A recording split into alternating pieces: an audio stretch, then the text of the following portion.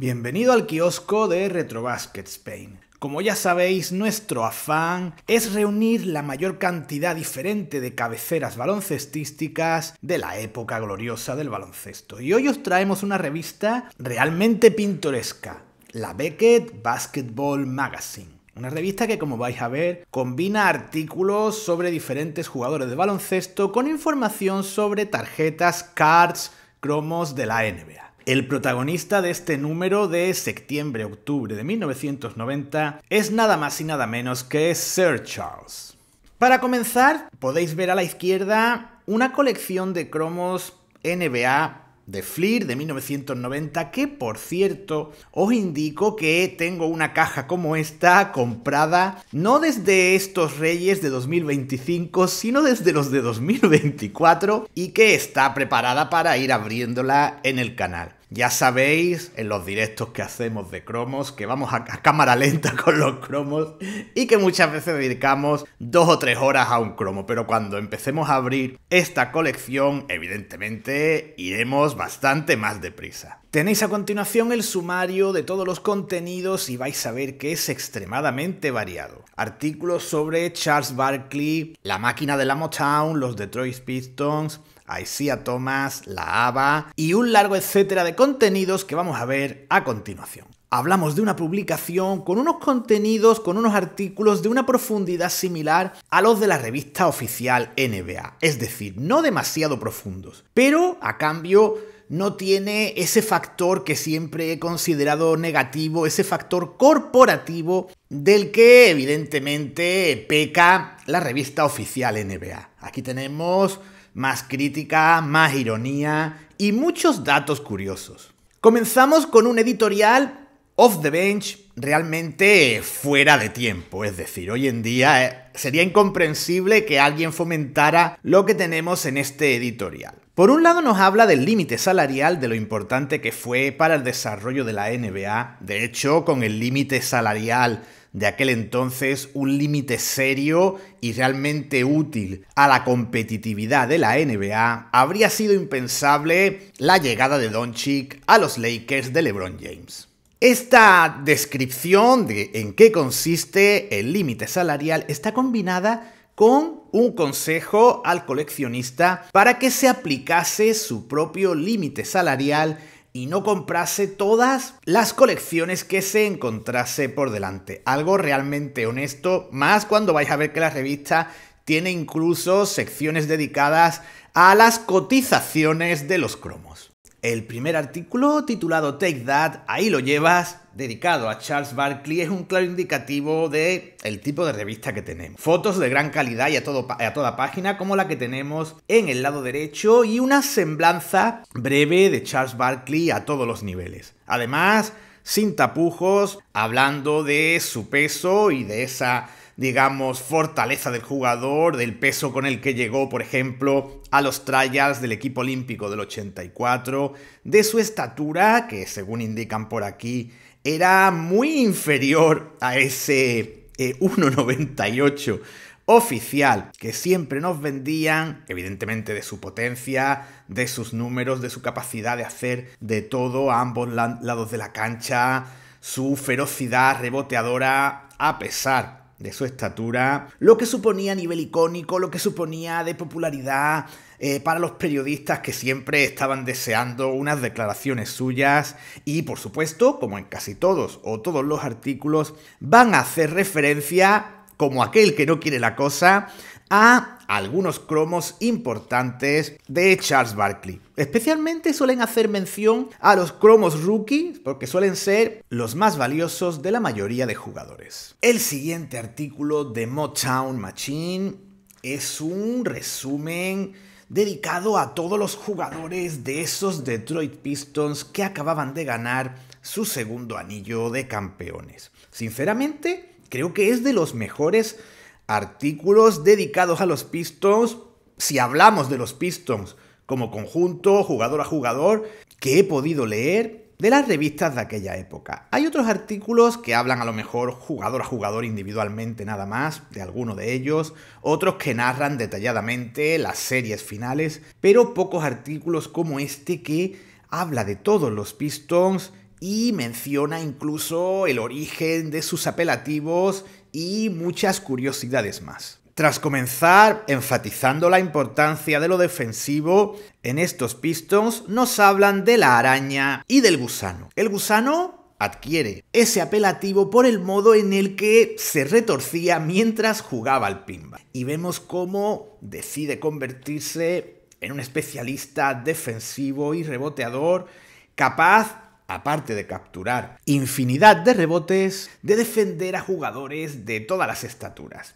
incluso a 7 pies con total fiabilidad. En cuanto a la araña, su apodo evidentemente está relacionado con su físico y se nos enfatiza su origen en Georgia Tech y la evolución que tiene en esta universidad que le lleva a convertirse en una pieza importante dentro del largo roster de esos Pistons. A la hora de hablar de los bases es muy interesante ver la complementariedad que suponen entre ellos y que es extensiva al resto del equipo. Hablamos de unos Pistons en los que realmente nadie tenía una posición 1, 2, 3, 4, 5 fija en la cancha. Este factor, la longitud del roster y la intensidad con la que juega este equipo, en mi opinión, aunque haya muchos detractores, creo que lo convierten en uno de los mejores conjuntos de la historia de la NBA, comparables con los Knicks de principios de los 70. Y en esa línea de pensamiento también parece estar Mark Aguirre, que es el jugador quizás menos mencionado en este artículo,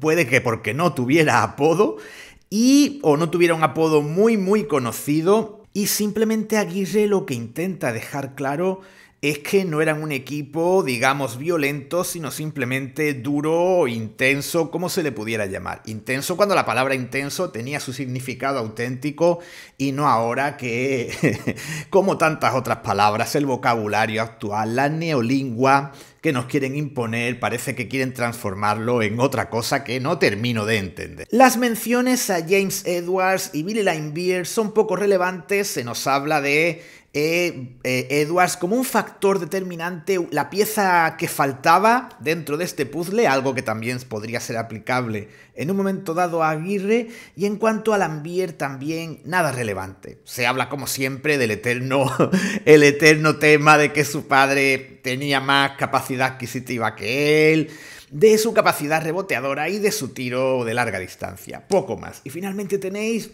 como una especie de checklist en la que tenemos los diferentes cromos de diferentes colecciones de todos estos jugadores. Tenemos a continuación un breve recuerdo de la ABA realmente interesante. Podemos ver 3 cromos, entre los que destacan especialmente el de Doug Moe en su etapa de jugador y el del Dr. J. También tenemos a Mac Calvin, jugador de los Miami Floridians, llamados inicialmente únicamente Floridians porque jugaban en diferentes ciudades del estado de Florida y que por cierto colabora en la elaboración de este artículo, y los nombres de los equipos de la ABA son realmente curiosos y llamativos.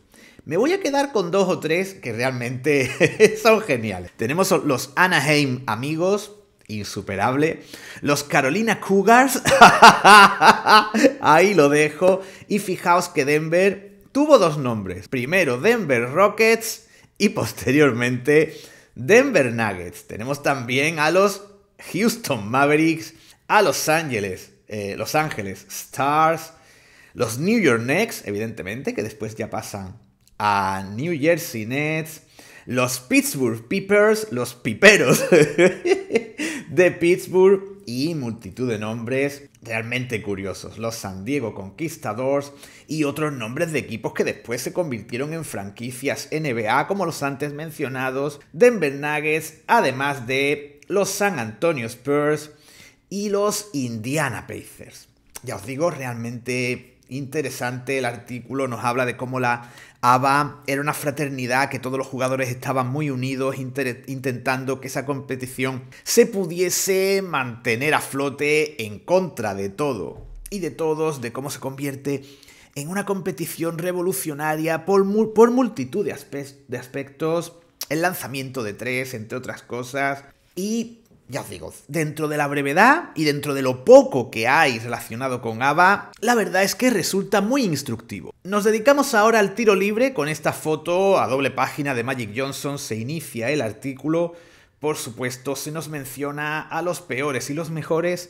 Se hace mención a Chris Dudley y podemos ver, hice mención recientemente a Dudley relacionando sus malos promedios, porcentajes de tiros libres en los años 90, pero según nos indica en los 80 la cosa fue incluso peor.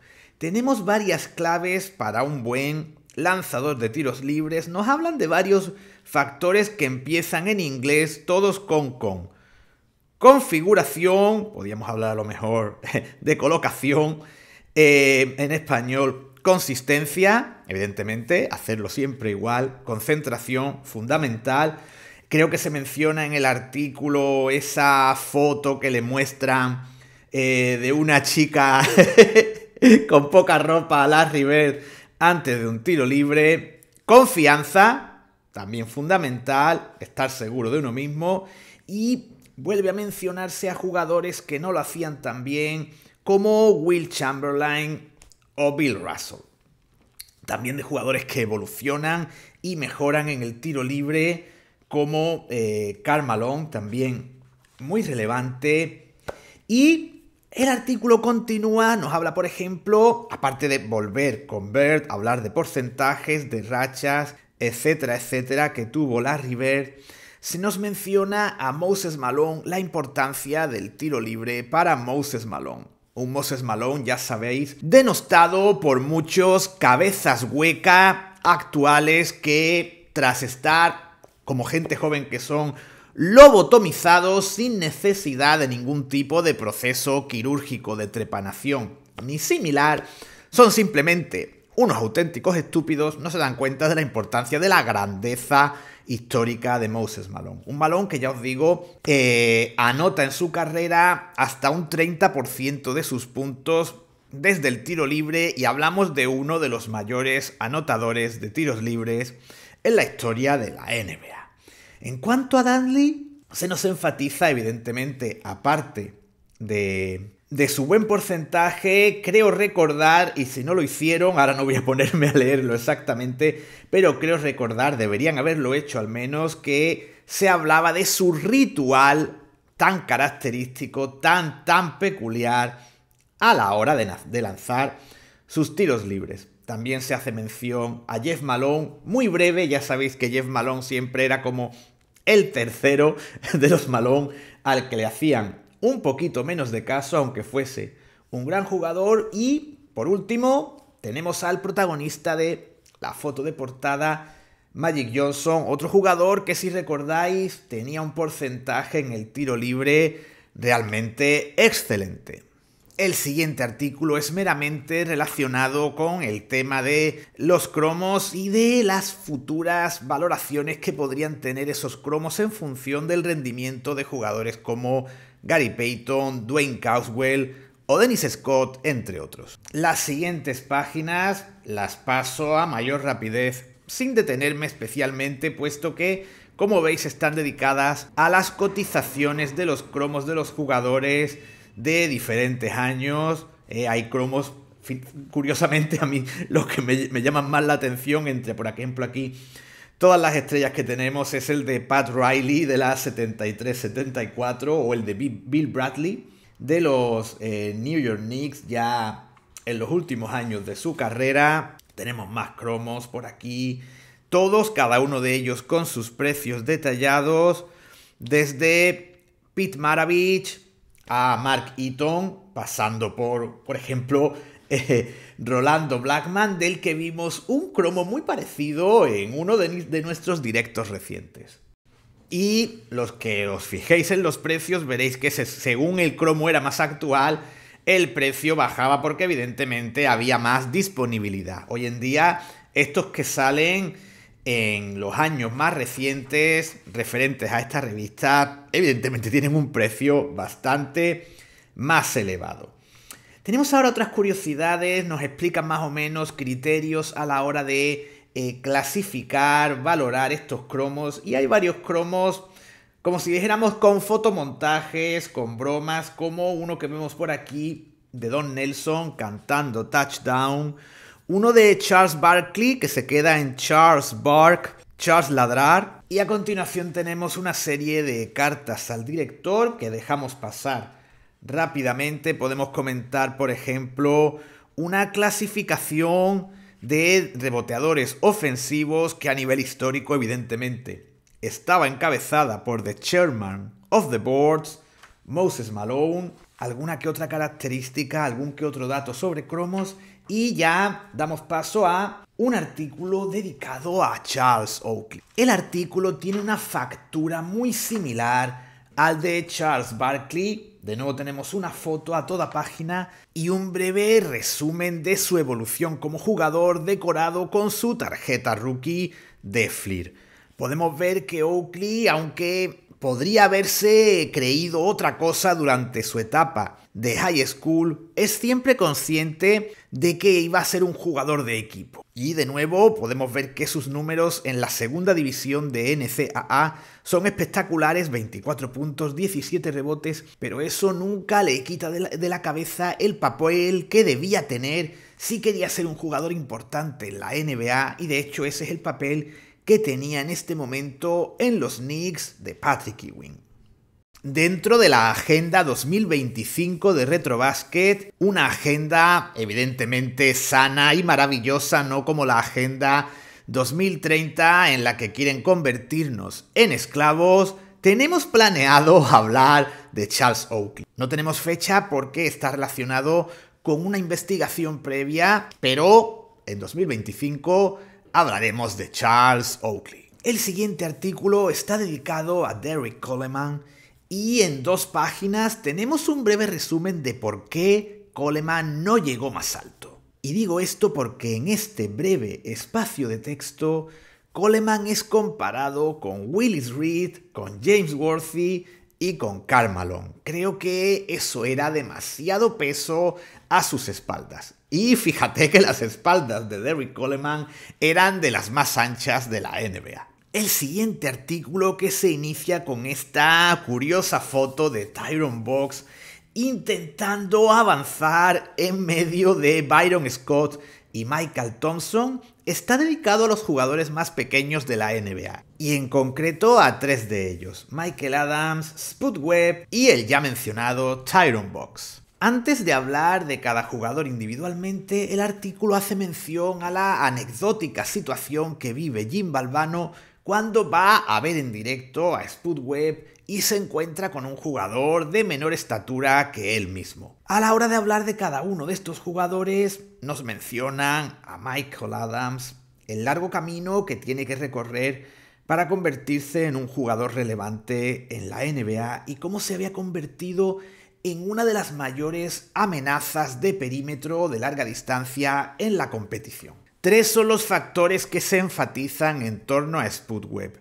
Su estatura real da la sensación de que en Estados Unidos daba algo más del 1,70, que sí dábamos por hecho que medía en tierras españolas. También se menciona, por supuesto, su capacidad para el mate, su participación en diferentes concursos de mates y el hecho de que además era, por supuesto, un jugador útil y relevante dentro de esos Atlanta Hawks. Igual que útil y relevante era Maxi Box en los Charlotte Hornets, en los que aportaba asistencias, robos de balón, velocidad, y aportan el dato curioso de que Benoit Benjamin era uno de sus mayores admiradores. Pasamos rápidamente una serie de páginas de un catálogo de diferentes VHS dedicados a la NBA. Pero no puedo resistirme a indicar que el VHS en sí mismo es un reflejo de la decadencia de nuestros tiempos. Las cintas de VHS que prácticamente a diario traían a casa nuestros padres alquiladas del videoclub más cercano son un reflejo de lo que era y lo que es nuestro mundo.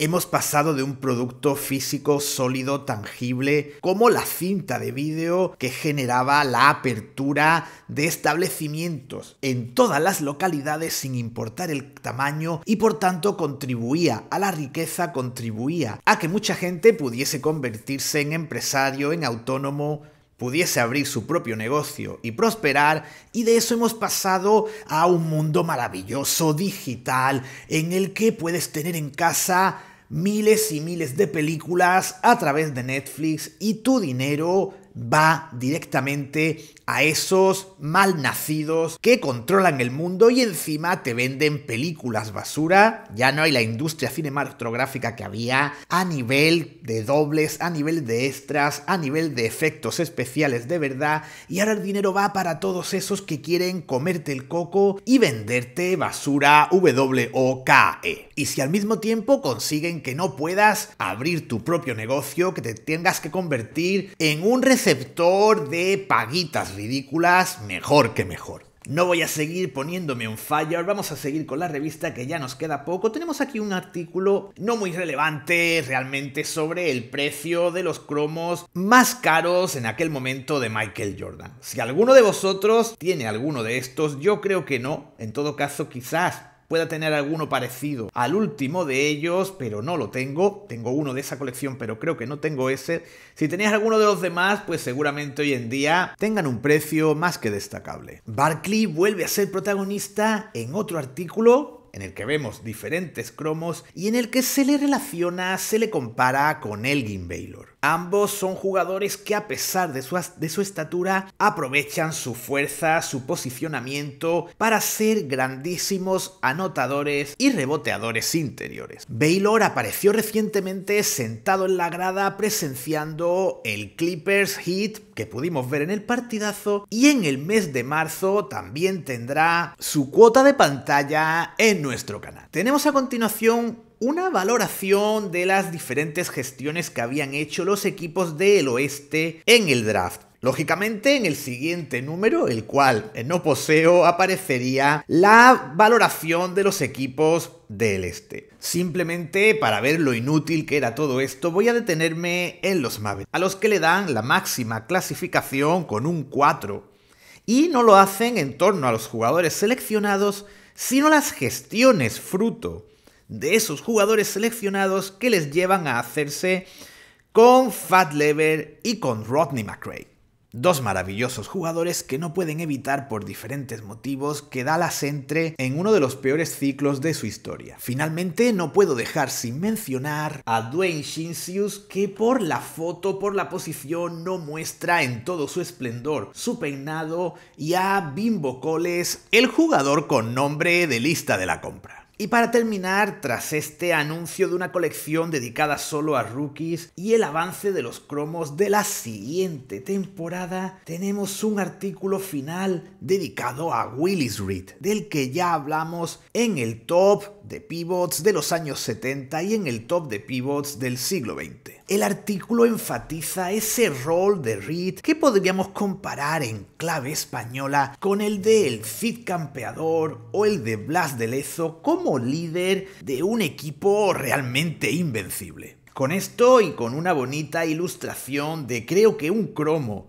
de Akin Olajuwon y una foto final de contraportada también muy espectacular de AC Green y Joe Dumars con el microondas como testigo, terminamos esta revista. Muy pronto os traeremos una segunda Beckett Basketball Magazine que también hemos adquirido para mostrar en el canal, y estamos también enfrascados en medio de la lectura de un Don Basket que también veremos muy pronto. Todo esto además de los contenidos habituales del canal, con lo que siempre queremos haceros pasar un buen rato. Gracias como siempre y hasta la próxima.